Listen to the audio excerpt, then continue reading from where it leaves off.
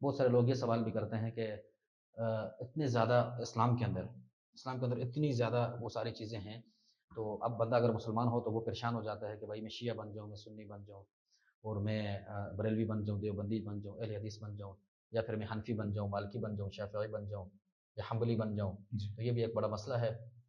देखें सीधी-सी बात है, यहाँ पाकिस्तान में जो इस तरह के लोग होते हैं, उनकी तो हैसियत ही कुछ नहीं है। बिल्कुल, उनके बारे में तो बात करना फ़ुज़ूल है। अपना वक़्त ज़ाया करने के बराबर है। उनके सही, बारे में तो हम बात नहीं करते। लेकिन समझने वाले बंदे के लिए ये बात है कि देखिए इस्लाम के अंदर जो मेन 4 मसलक हैं, मसालिक, मसलक का क्या मतलब है? आपका एक रास्ता है, जी, मसलक है, उसके ऊपर आप चलें। ये चारों के चारों दुरुस्त हैं, दुरुस्त है। ठीक है?